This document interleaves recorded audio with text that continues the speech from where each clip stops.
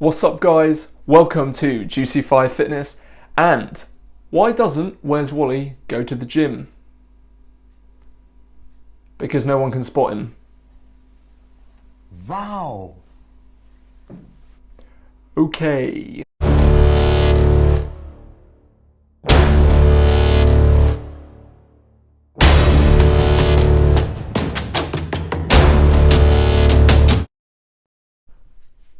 Okay guys, so today's video is all about why am I heavier on the scales than I actually look. I visibly look lighter, but why do the scales say I'm heavier? So today's video, we're going to solve that issue. Now, the main reason for this and the main cause for this is essentially if you have more muscle mass, especially if you're training regularly, but your weight increases on the scale, but you look noticeably thinner, it's because muscle takes up less room than fat does, right? Muscle's there to help to support the body, but it also takes up a lot less room than fat does. So that is essentially the reason. Also guys, if you could like the video, and also if you can subscribe, it just helps grow my channel more, get more views out there, get me noticed more, and it basically helps me answer issues that you might have, comment down things that you might be struggling with or you might want answering related to health, fitness and lifestyle, and I will do my best to answer it. So guys, for that example of what I've talked about, you know, basically looking visually thinner but actually a lot more on the scale, I can take that into an example here. For example, I am 6'2" and I weigh roughly 97, 98 kilo, which is about 215 to 220 pounds. And basically if someone had a much higher body composition, like was about 30% body fat, and they weighed about the same as me and they were about the same height as me, they would look noticeably bigger than me, all due to body composition. If someone has 30% body composition compared to someone who has about 15% body composition, you're going to look vastly smaller.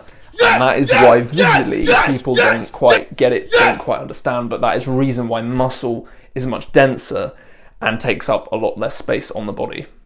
Now this is why I always take it with a pinch of salt when weighing yourself. Now I'm not saying you shouldn't weigh yourself, right? If you've got a target, if you've got a goal, weighing yourself and taking your measurements is important, right? I get that, but don't do it every single time. Don't do it multiple times a day. Don't do it every single day. Just track it through the week if you want, every few weeks, and see where you are. At the end of the day, why I take it as a pinch of salt with weighing on the scales is that if you are noticeably looking better in the mirror and you're happy with your progress and you're training regularly, physical activity regularly, and you're eating well, the chances are that you may be gaining it through water weight because you're drinking more water whilst training and participating and your energy stores are up, and that you are gaining muscle mass. You might be losing a bit of body fat, but you're also gaining muscle mass. Again, as we spoke about, because it's denser, it takes up less room on the body,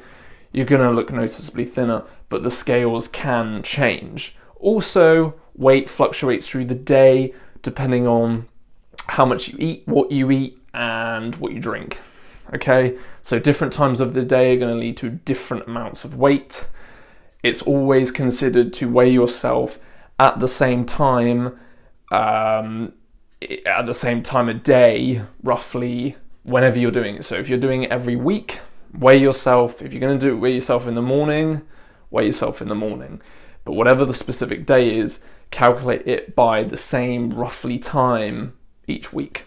The other thing I would like to speak about is it also depends on what sort of scales you're using, because some scales are quite unreliable and they can have misreadings over time, especially if, for instance, you're weighing yourself and the only place you weigh yourself is like the gym. A lot of people are standing on that through the day, and you won't quite get an accurate measurement, especially if it's well used. So it's important to get your own scales if you don't have, and if you do, just get some decent scales that are really, really like accurate or fairly close to accurate. The other thing I would say is that make sure you are literally weighing yourself in as little clothing as possible, really. You don't really want to be wearing any clothes when you weigh yourself because you want a full accurate measurement. So that is another thing that can be taken into account. You might be at the moment weighing yourself in clothing, and obviously that is going to make a slight difference of maybe a kilo or a couple of kilos, so you just need to be aware of that. Now, at the end of the day, if you are training regularly, you're participating in physical activity regularly, 4, 5, 6 times a week, for instance, and you're eating right as well as you can, and you're drinking a lot of fluid and that, I honestly wouldn't worry about it. I get that people kind of step on a scale and they see it's heavy and they always think, oh God, like I'm not hitting my target, I'm not hitting my goal in time, it's demotivating, etc., etc. And this is why you've really got to think visually. That's more important. At the end of the day, scales, yes, they come in handy. Yes, I'm not saying to not advise you to weigh yourself if you've got targets in mind. But at the end of the day, it is honestly better with how you feel. How you feel, if you feel healthy, you're eating healthy, you participate in physical activity, and you look good, even though you're heavier on the scale, I honestly wouldn't worry about it. So yeah, what I want you to take away from this video is honestly, don't worry.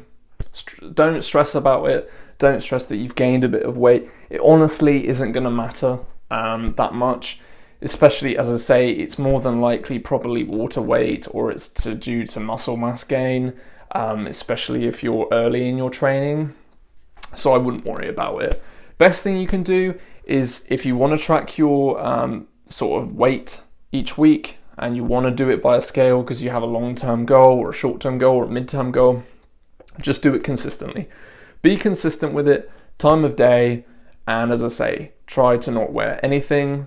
Same time of day every week will give you a roughly accurate reading, especially if you've got reliable scales. So yeah guys, I hope you've enjoyed the video. I hope it's helped answering the issue of why the scales are noticeably heavier compared to what I look like in the mirror. But again, don't stress about it, don't worry about it.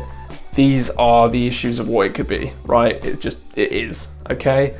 No need to worry, no need to stress, just continue with your activity, continue with your regular training, continue with your healthy eating, and you'll be good as gold, and you'll be still staying, and more than not, flying on your way to target your goals. I've been Juicy5 Fitness, and I will see you guys on the next video.